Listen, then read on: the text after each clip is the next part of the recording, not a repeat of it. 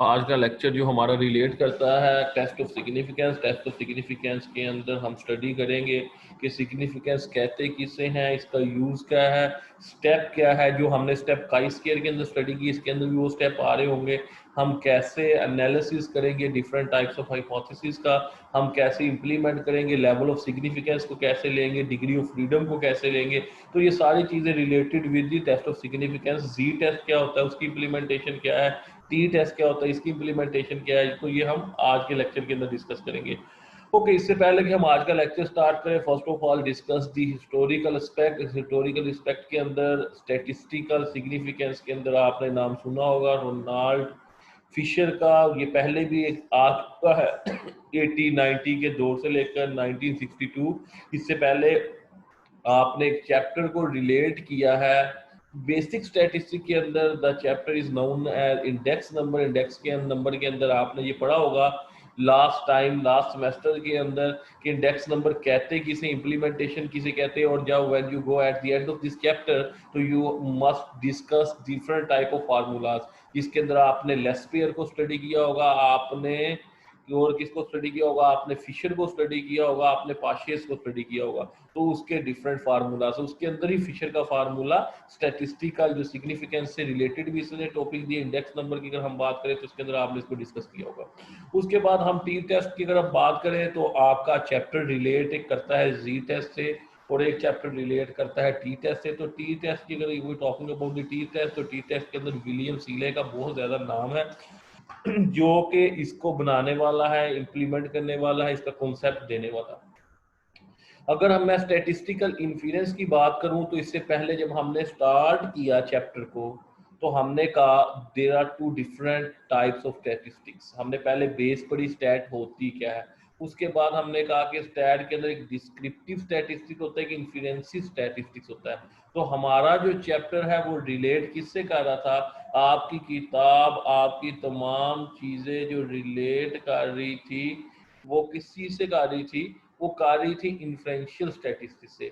तो इससे पहले आप डिस्क्रिप्टिव पढ़ा है, डिस्क्रिप्टिव के अंदर you have to discuss different type of pie chart, bar chart, arithmetic mean, mean, mode, median, geometric mean, quartile, decile, percentile. You have already discuss in the previous class, previous semester. उसके बाद आपने last time ये भी study किया कि skewness क्या होता है, कर्टसिस क्या होता है, डिस्पर्शन क्या होता है, रेंज क्या होता है, कोफिशिएंट ऑफ रेंज क्या होता है। वो सारा कुछ आप डिस्क्रिप्टिव स्टैटिस्टिक्स के अंदर डिस्कस कर चुके हैं। When we talking about the influential statistic, ये क्या होती है, इसकी branch of the statistic which is concerned with using probability concept to deal with uncertainty in decision making. When we talking about the inference statistics, inferential statistics की जब हम बात करते हैं तो we are talking about the decision making, we are talking about the किस चीज की हम बात करते हैं, अनसर्टेनिटी की बात करते हैं। पहले आपने चीजों को बना के देखा, पाई चार्ट बना के देखा, बार चार्ट बना के देखा, डिसीजन मेकिंग के पावर को आपने यूज नहीं किया, आपने बेसिक को समझा, बेसिक को इम्प्लीमेंट किया।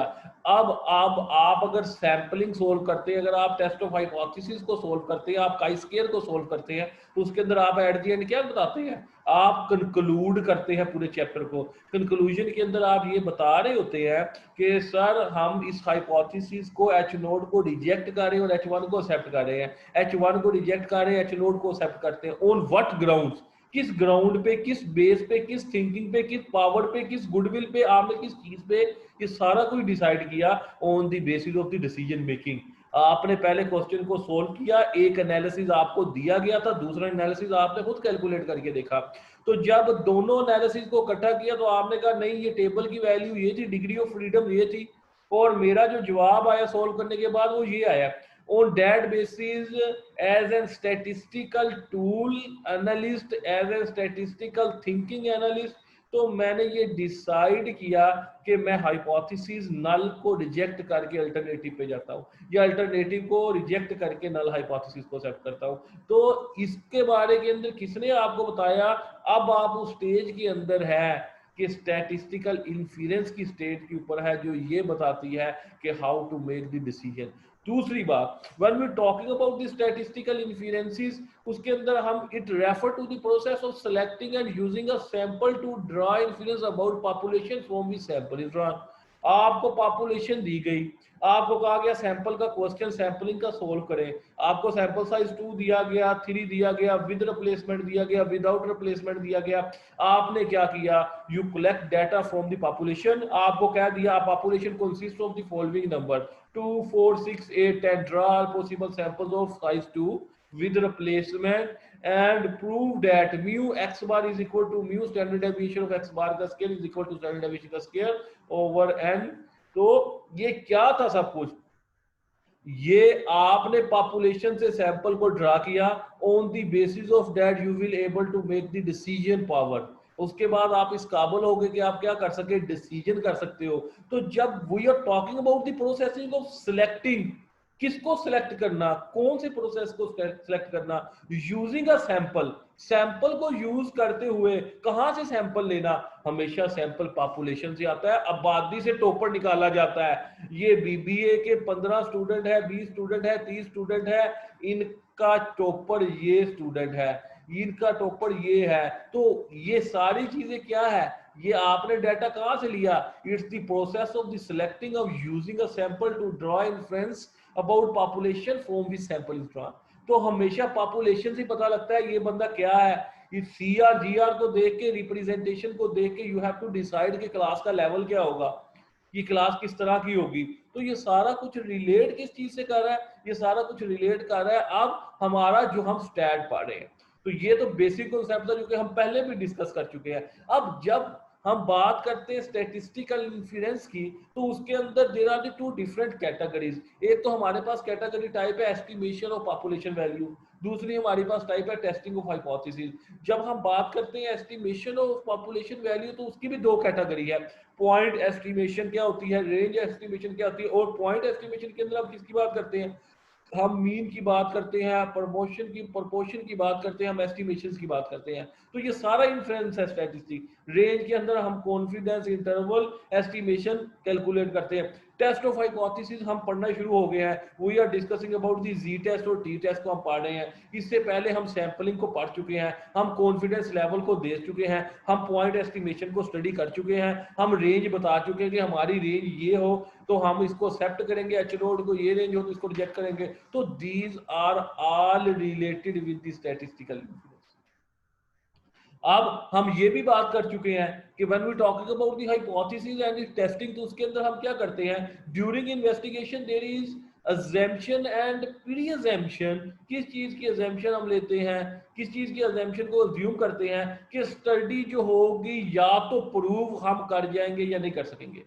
हम हाइपोथेसिस को डेवलप करते हैं, हम एच नोट लेते हैं, H1 लेते हैं, on the basis of that, on the basis of the fact, on the basis of the decision making हम ये डिसाइड कर लेते हैं कि हमारा कौन सा एच नोट एक्सेप्टेड है या रिजेक्टेड है। तो क्या ये chapter test of hypothesis is related with all these, कि हम इस काबिल हो जाते हैं कि हम किसी चीज को प्रूव कर सकते हैं या नहीं। उसके बाद जब हम बात करते हैं हाइपोथेसिस की, तो हाइपोथेसिस ऑल अबाउट ऑब्जर्वेशन। आप पूरा क्वेश्चन सोल्व काई स्केल का किया, on what ground, on the basis of your observation. आपने टोटल लिया, आपने ऑब्जर्व्ड वैल्यू में से एक्सपेक्टेड वैल्यू को माइनस करके उसका स्केल लिया और डिवाइड किया एक्सपेक्टेड के ऊपर। What is this, this is called observation. On the basis of observation you collect the data, on the basis of your observation you start analysis of the data, on the basis of the observation you will able to know about okay, what type of analysis is required, on the basis of the observation you will able to get the answer, on the basis of the observation you will able to know about degree of freedom, on the basis of the observation you will able to conclude your question। तो आपने observation लिया, आपने hypothesis के ऊपर linking किया, आपने जो भी किया एट द एंड कर दिया। उसके अंदर हम दो तरह के हम हाइपोथेसिस को डेवलप करते हैं, हम पहले डिस्कस कर चुके हैं। जब भी हम नल हाइपोथेसिस की बात करते हैं, एच नोड की बात करते हैं, हम ये कहते हैं कि there is no difference between gender, there is no difference between this, there is no association between that. तो ये हाइपोथेसिस के अंदर हम क्या कहते हैं, और इसका जब हम ऑपोजिट लेके चलते हैं तो we are talking about the alternative. तो हम अल्टरनेटिव H1 को लेके चलते हैं। H1 के अंदर हम डिफरेंशिएट क्रिएट कर देते हैं। H1 के अंदर हम ये बता देते हैं कि जहां हम कहते हैं नो डिफरेंस, डिफरेंस है। या हम कहते हैं नो रिलेशनशिप, दूसरे में कहते हैं H1 के अंदर रिलेशनशिप है, या हम कहते हैं कि जनाब हमारा क्या एसोसिएशन नहीं हो सकती, तो H1 के ऊपर हम कहते हैं नहीं एसोसिएशन है। क्यों? क्योंकि हमने ये सब कुछ क्या किया, on the basis of the observation, on the basis of the thinking, on the basis of the analysis, तो हमने ये सब कुछ इकट्ठा किया। तो हमने ये दो H0 और H1 को लेके चलने के बाद हम इस काबिल हो गए कि हम एट द एंड ये डिसाइड कर सके कि हमारा H0 ठीक है या H1 ठीक है। ओके उसके बाद हमने जब ये देखें आ गया नल हाइपोथेसिस की बात करेंगे तो H नोट से डिनोट करेंगे, आप सारा कुछ पढ़ चुके हैं। और अगर हम अल्टरनेटिव की बात करेंगे तो H1 कुछ लेते हैं और कुछ राइटर इसको HA भी लेते हैं। तो हमने H1 को स्टडी किया, तो आप H1 लिखे या HA लिखे, डजंट मैटर। तो जब हम बात करते हैं हाइपोथेसिस टेस्टिंग की, तो हम कहते हैं कि हम स्टार्ट हमेशा किससे करते हैं, बेस किसको करते हैं, कोर किसको करते हैं, हमेशा नल हाइपोथेसिस को। और उसके साथ ही हम अपने ज़हन में दूसरा भी रखते हैं। क्यों दूसरा रखते हैं? क्योंकि लाजमी नहीं है कि हम एक को ही लेके चल सके, हमें दोनों साथ साथ लेके चलने होते हैं। H0 भी H1 भी पॉसिबल है कि हमारा H0 रिजेक्ट हो जाए और हमें H1 पे जाना पड़े। अगर हम एक को ही अजम्पशन बेस लेके चले, अगर हम एक को ही चलाएं, तो हमारे लिए ये पॉसिबिलिटी नहीं होगी बेटा कि हम किसको एक्सेप्ट करें किसको रिजेक्ट करें। फिर हम एक को प्रूव नहीं कर पाएंगे, अगर हम अल्टरनेटिव पे जा नहीं सकेंगे, हमें नल को ही प्रूव करना पड़ेगा हर दफा, इसलिए हम दो को लेके जा देते हैं।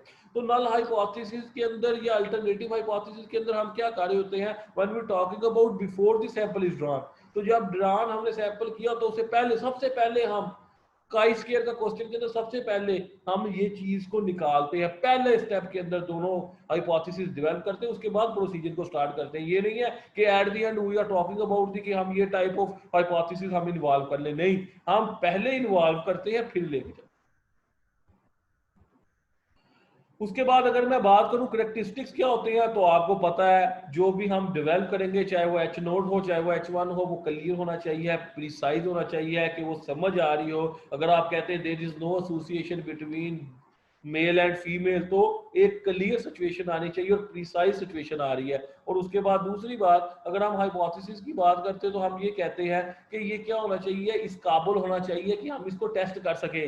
अगर हमारा एनालिसिस इस काबिल ही नहीं है, हमारा डाटा स्ट्रक्चर इस काबिल ही नहीं है कि वो टेस्ट किया जा सकता हो, तो हमें बनाने का H0 और H1 फायदा नहीं है। उसके बाद इनके दरमियान कोई रिलेशनशिप होगी वेरिएबल के दरमियान, तो हम इसको डेवलप कर पाएंगे। अगर इनके दरमियान कोई रिलेशनशिप ही नहीं होगी तो हम इसको बना कैसे पाएंगे। और चौथी बात ये कि हमारा जो भी हमने H0 या H1 को बनाना है वो मस्ट बी स्पेसिफिक, स्पेसिफाई होना चाहिए ताकि वो क्लियर मकसद को समझा सकता हो। और at the end it should be stated as simple as possible, क्योंकि हम जितना इसको डिफिकल्ट करते जाएंगे, जितने हम वर्ड इसके अंदर डिफिकल्ट रखते जाएंगे डेवलप करने से पहले, तो वो हमारे लिए कंफ्यूजन क्रिएट करता जाएगा। इसलिए हमें इसे सिंपल करना है और इतना सिंपल करना है कि जितना हम कर सकते हो, एक लेवल के ऊपर सिंपलिसिटी की लेके जाना है ताकि इजीली हम डेवलप कर सकते हो H0 और H1।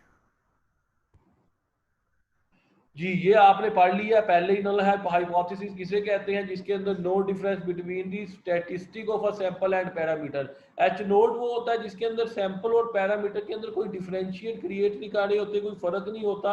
और पॉपुलेशन और between statistic of two sample, जब भी हम H0 की बात कर रहे होते हैं, हम बता रहे होते हैं there is no relationship, there is no association और द वेरिएबल आर इंडिपेंडेंट। तो ये कौन से सारे हाइपोथेसिस है, इसको हम कहते हैं H0। और जब हम अल्टरनेटिव की बात कर रहे हैं तो अल्टरनेटिव हाइपोथेसिस के अंदर हम क्या कर रहे होते हैं, हम बता रहे होते हैं कि जनाब ये हमारा स्टेट कर रहे होते हैं कि sample result is different, that is greater. जब हम अल्टरनेटिव की बात कर रहे होते हैं तो उसके अंदर हम या तो बात करेंगे ग्रेटर की या स्मॉलर की, तो हम इसको लेके चलेंगे कि ये ग्रेटर है, ये स्मॉलर है, ये एनालिसिस है, तो हम इसको स्टडी करके देखेंगे। इसके अंदर हम टेस्ट अप्लाई करेंगे, G test, T test, chi square, और काई स्क्वायर का हम चैप्टर कर चुके हैं और जीओटी हमारा अभी चल रहा है। क्यों? क्योंकि एट द एंड हमने इन तीनों चैप्टर के अंदर, चाहे वो जी टेस्ट का क्वेश्चन हो, चाहे वो टी टेस्ट का क्वेश्चन हो, चाहे वो काई स्क्वायर का क्वेश्चन हो, एट द एंड हमने प्रूव किस चीज को करना है कि कौन सा हाइपोथेसिस हमने रिजेक्ट करना है और कौन सा हमने एक्सेप्ट करना है। अगर H0 को गलत साबित करना है तो H1 आ जाएगा, अगर H1 गलत हो जाएगा तो H0 आ जाएगा। तो ये तीनों वो चैप्टर है जिसमें से हमने दो को कवर करना है और दोनों के जो थ्योरेटिकल पोर्शन है वो हम स्टार्ट कर दिए। ओके एट द एंड हम क्या करते हैं, एट द एंड हम जब भी क्वेश्चन होता है, काई स्क्वायर का हमने क्वेश्चन शुरू किया तो एट द एंड हमने बताया कि हमारा जो लेवल ऑफ सिग्निफिकेंस है वो 5% है या 10% है, ये किस परसेंटेज के ऊपर है।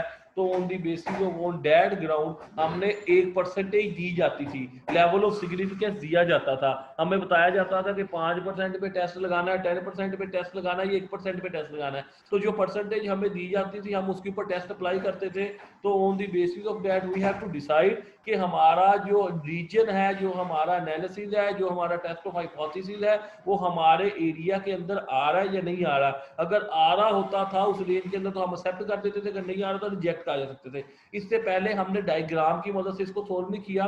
जब हम जी और टी टेस्ट को अप्लाई करेंगे तो हम प्रॉपर एक डायग्राम बनाएंगे जो नॉर्मल डिस्ट्रीब्यूशन के मुताबिक या 1 टेल या 2 टेल के मुताबिक, उसकी बेस के ऊपर हम डिसाइड करेंगे कि हमारा जो जवाब है वो किस डाटे में आ रहा है, क्या वो रिजेक्शन में आ रहा है या एक्सेप्टेंस के अंदर आ रहा है। तो हम वो चीज डिसाइड करेंगे इसके अंदर।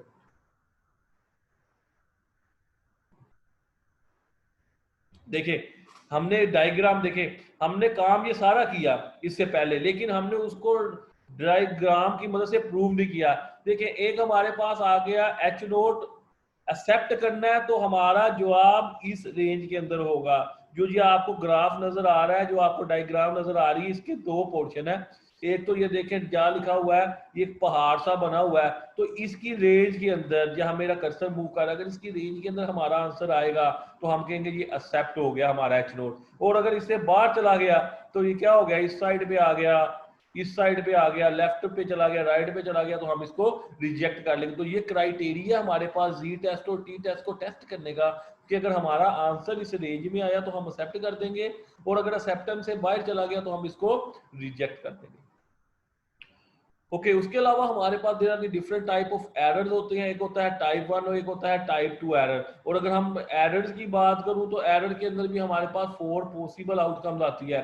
तो पहली पॉसिबल आउटकम तो ये है कि अगर नल हाइपोथेसिस हमारा ट्रू हो, हमारा ठीक हो, बट ओवर टेस्ट रिजेक्टेड, लेकिन हमने जो टेस्ट अप्लाई किया, जब हम इसको इंप्लीमेंट करेंगे तो ये आपको सिचुएशन सारे टेस्ट क्लियर हो जाएंगे कि एरर किस तरह, टाइप 1 एरर क्या होता है, टाइप 2 एरर क्या होता है। लेकिन अभी सिर्फ इंफॉर्मेशन के लिए कि अगर हम नल हाइपोथेसिस हमारा साबित हो जाए ठीक, और इसके अलावा हमारा जो टेस्ट है वो रिजेक्ट कर जाए, हमारा टेस्ट उसको एक्सेप्ट ना करे, नल हाइपोथेसिस ट्रू है बट जो टेस्ट हमने अप्लाई किया वो रिजेक्ट हो जाए।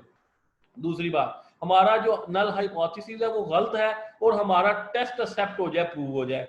हमारा नल, तीसरी कंडीशन, हमारा नल हाइपोथेसिस ट्रू है और हमारा टेस्ट भी ठीक आ जाए। यानी हाइपोथेसिस, पहली रीजन ये थी हाइपोथेसिस हमारा ट्रू है लेकिन हमारा टेस्ट उसको रिजेक्ट कर देता है। दूसरी बात, तीसरी बात के अंदर हमारा हाइपोथेसिस जो नल हाइपोथेसिस है वो ट्रू है लेकिन टेस्ट उसे एक्सेप्ट कर लेता है। तो दूसरी बात के अंदर हमने कहा कि नल हाइपोथेसिस हमारा गलत है लेकिन हमारा टेस्ट उसको एक्सेप्ट कर लेता है। और चौथी रीजन ये है कि नल हाइपोथेसिस हमारा गलत है लेकिन टेस्ट उसको रिजेक्ट कर देता है। तो ये चार डिफरेंट पॉसिबिलिटी, ये चार पॉसिबिलिटी है और इनका ही नाम टाइप 1 और टाइप 2 एरर के नाम से हम करते हैं। टाइप 1 एरर क्या होता है, इसके अंदर हम नल हाइपोथेसिस को रिजेक्ट कर देते हैं और व्हेन नल हाइपोथेसिस ट्रू, जबकि वो ठीक भी हो तो उसको रिजेक्शन के अंदर ले जाते हैं। ये कैसे, इसकी इंप्लीमेंटेशन हम देखेंगे आगे। और दूसरा हमारे पास एरर क्या है कि हम नल हाइपोथेसिस को एक्सेप्ट कर देते हैं जबकि नल हाइपोथेसिस क्या हो, गलत हो, गलत होने के बावजूद भी उसे हम कहते हैं एक्सेप्ट कर दिया। तो जो पहला एरर है वो टाइप 1 एरर है, which is denoted with alpha, alpha error कहा जाता है, और दूसरा बीटा एरर कहा जाता है, दूसरे एरर कहते हैं टाइप 2 एरर हमारा। अब ये देखें, अब हमारे पास अगर डिसीजन आ जाए टाइप 1 एंड टाइप 2 एरर की, तो देखिए हमारे पास एक एच नोट ट्रू है और एक एच नोट फॉल्स है, यानी नल हाइपोथेसिस ट्रू है और नल हाइपोथेसिस फॉल्स है। अगर ये हमारा एक्सेप्ट हो जाए एच नोट तो हम कहते हैं करेक्ट डिसीजन और टाइप 1 एरर, और अगर ये हमारा रिजेक्ट हो जाए, करेक्ट हमारा जाकर रिजेक्शन के अंदर आ जाए, तो इसको हम कहते हैं टाइप 2 एरर। इसको हम डिटेल में स्टडी करेंगे। उसके बाद हम इस चैप्टर के अंदर ये भी डिस्कस करेंगे कि पी वैल्यू किसे कहते हैं, the probability of committing type 1 error. जब टाइप 1 एरर आ जाए, वो प्रोबेबिलिटी, वो चांसेस अकरेंसेस की कि टाइप 1 एरर आ जाएगा, उसको हम कहते हैं पी वैल्यू। तो द पी वैल्यू क्या होता है, एक चांस होता है जो कि प्रेजेंस करता है difference is conducting when actually there is none. यानी जब पी वैल्यू, उस वैल्यू को कहते हैं कि उस वैल्यू या उस चांस को कहते हैं जो कि डिफरेंशिएट को क्रिएट कर रहा है या लेके चल रहा है जब देर इज नन, जब कुछ भी ना, एक्चुअली कुछ भी ना हो रहा हो, फिर भी चांस हो कि प्रेजेंस हो जाएगी, मौजूदगी आ जाएगी, डिफरेंशिएट क्रिएट हो जाएगा। पी वैल्यू की जो वैल्यू जो लाई करेगी वो बिटवीन जब करेगी 0.05 से लेकर 0.01 मीन 5% से लेकर 1% तक, तो रिजल्ट हमारा क्या हो जाएगा, सिग्निफिकेंट, हमारा रिजल्ट सिग्निफिकेंट हो जाएगा। और जब पी वैल्यू जो होगी वो लेस देन होगी 0.01 से, तो हम कहेंगे हमारा रिजल्ट हाईली सिग्निफिकेंट है। और जब हमारी पी वैल्यू जो होगी वो 0.001 से लेकर 0.005 तक लाई करेगी, तो हम कहेंगे कि ये हमारा हाईली सिग्निफिकेंट है। तो तीन कैटेगरी है कि हमारे पास पी वैल्यू को चेक करने की। एक तो ये है कि वो सिग्निफिकेंट हो जाए, नंबर 2 हाईली सिग्निफिकेंट हो जाए, और नंबर 3 वेरी हाईली सिग्निफिकेंट हो जाए। तो जब हमारी वैल्यू मूव करेगी 0.05 से 0.01 तक, तो हम कहेंगे सिग्निफिकेंट है, और 0.01 से जब लेस हो जाएगी तो हम कहेंगे हाईली सिग्निफिकेंट है, और जब 0.001 की रेंज से 0.005 की रेंज में लेंगे तो हम कहेंगे वेरी हाईली सिग्निफिकेंट है। तो कॉन्फिडेंस लेवल क्या होता है वो आप पढ़ चुके हैं already, the interval within which a parameter value expected to lie with a certain confidence level. तो जब हमने काइगर स्केल का क्वेश्चन सोल्व किया तो there are the some confidence level is provided to you, आपको कॉन्फिडेंस लेवल दिया जाता था कि आपने टेस्ट करना है इस कॉन्फिडेंस लेवल के ऊपर 5% पे, 10% पे, 1%। तो इसका मतलब क्या है कि आपकी वैल्यू 5% के लेवल पे रहेगी, 10% के लेवल पे रहेगी। तो कॉन्फिडेंस लेवल की जब हम बात करते हैं तो इसको हम 1 माइनस अल्फा से डिनोट करते हैं, कि इसको 1 माइनस अल्फा भी कहा जाता है। तो हमारे पास डिफरेंट टाइप के टेस्ट होते हैं। एक तो हमारे पास होता है one tail test. One tail test की जब भी हम बात करते हैं इसके अंदर हम लेते हैं alternative hypothesis states mu is less than some value. तो जब हम लेस देन की बात करेंगे या ग्रेटर देन की बात करेंगे, जब कोई चीज लेस देन होगी तो वो हमारे लेफ्ट टेल पे जाएगी। दो तरह के टेल है ना, एक हमारे पास जो हमने लास्ट टाइम पे जो ये देखा, हमने एक डायग्राम देखी, तो इसके ऊपर ये देखें, एक हमारे पास राइट टेल है, ये वाली टेल, और एक हमारे पास लेफ्ट टेल है। तो दो टेल्स है, लेफ्ट टेल भी होती है हमारे पास इस डायग्राम के अंदर और राइट टेल भी होती है। तो वो यही कह रहा है कि वन टेल टेस्ट के अंदर जब हमारा जवाब जो होगा, जो अल्टरनेटिव हाइपोथेसिस जो होगा, state mu is less than, कम होगा किसी वैल्यू से, तो हम वो कहेंगे कि जनाब ये लेफ्ट टेल की तरफ मूव कर रहा है। और जब वो ग्रेटर देन होगा तो हम ये कहेंगे ये राइट टेल की तरफ मूव कर रहा है। तो लेस देन किस तरफ मूव करेगा, म्यू राइट लेफ्ट टेल की तरफ, और ग्रेटर देन किसकी तरफ मूव करेगा, हमारे पास राइट टेल की तरफ। ये देखें, अगर हम बात करें राइट टेल की, तो राइट टेल की एग्जांपल देखें। पहला उसने लिखा है H not is equal to 100, और उसके बाद H1 क्या हो गया, ग्रेटर देन 100, 100 से बड़ा हो गया। तो जब ग्रेटर देन 100 हुआ तो कहां मूव किया, राइट साइड के ऊपर, इस तरह मूव किया। और जब ये लेस देन 100 होगा तो अल्फा कहां मूव किया, लेफ्ट साइड के अंदर। तो जब आपके पास एक टेल टेस्ट होगा, राइट टेल टेस्ट तब होगा जब ग्रेटर देन होगा, और जब लेस देन होगा तो वो क्या, कौन सा टेल टेस्ट होगा आपके पास, वो मूव करेगा लेफ्ट टेल के ऊपर। तो दो टेल को हमने स्टडी किया। फिर हमारे पास एक क्वेश्चन आता है टू टेल, ये तो हो गया वन टेल टेस्ट कि या लेफ्ट पे मूव करेगा या राइट पे। अगर हमारे पास नॉट इक्वल का साइन आ जाए, वो था लेस देन और ग्रेटर देन। तो लेस देन और ग्रेटर देन के अंदर तो हम लेफ्ट और राइट को यूज करते हुए, लेफ्ट टेल है या राइट टेल है। लेकिन अगर हमारे पास टू टेल हाइपोथेसिस टेस्टिंग आ जाए और नॉट इक्वल टू का साइन आ जाए, तो फिर हम कहां चलेंगे, फिर हम यूज करेंगे टू टेल को। हम ये टू टेल हमारा टेस्ट है।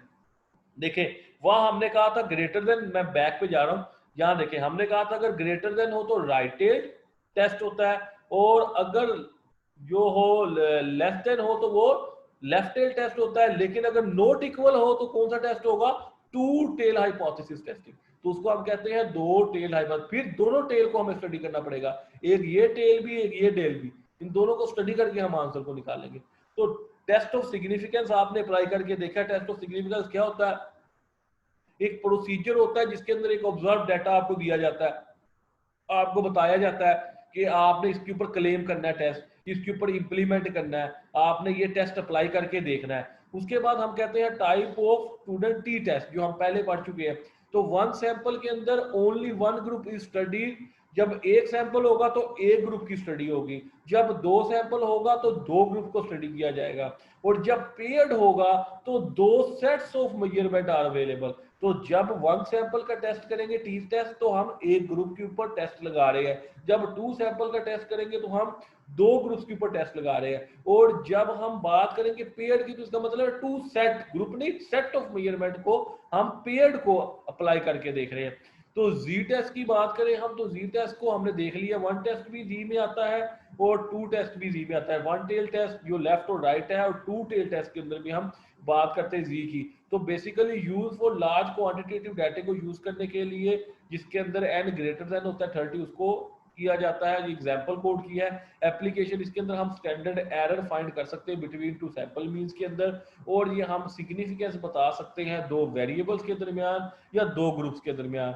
तो जब हम बात करते हैं स्टेप्स क्या होते हैं जी टेस्ट के, तो स्टेप के अंदर हम नल हाइपोथेसिस बनाते हैं, हम बताते हैं कि ये नल हाइपोथेसिस है और ये हमारा H1 है, अल्टरनेटिव हाइपोथेसिस है, और उसको हम बेसिकली सोल्व करते हैं। उसके अंदर हम डिफरेंट फार्मूलाज को यूज करते हुए सोल्व करते हैं, इसको स्टेप को फॉलो करते हैं कि हमने टेस्ट स्टैटिस्टिक्स इंप्लीमेंट कैसे करना है, और इसके अंदर x1 कैसे फाइंड करना है, उसका अरिथमेटिक मीन लेना है, 2 कैसे करना है, स्टैंडर्ड एरर कैसे निकालना है। तो जब हम इसको प्रैक्टिकली सोल्व करेंगे, ये तो this chapter is related with the theoretical, इसके अंदर we have covered different type of topics, वो topic related with the T test भी हो गया और जी टेस्ट भी हो गया। तो जब हम इसको डिटेल में लेके चलेंगे, न्यूमेरिकली पढ़ेंगे कि हम इसको कैसे इंप्लीमेंट कर सकते हैं, तो फिर हम इसकी डिटेल पढ़ेंगे, हम इसकी इंप्लीमेंटेशन कैसे लेके चल सकते हैं और कैसे हम इसको इंप्लीमेंट करके देखेंगे। तो आज का लेक्चर मेरा जो था वो related with the G test T test था, तो कि हमने कैसे करना है, कैसे डेवलपमेंट करनी है, कैसे इसको लेके चलना है। तो नेक्स्ट जो क्लास है उसके अंदर we will implement all these concept, हम करके देखेंगे, इंप्लीमेंटेशन प्रोसीजर को फॉलो करेंगे।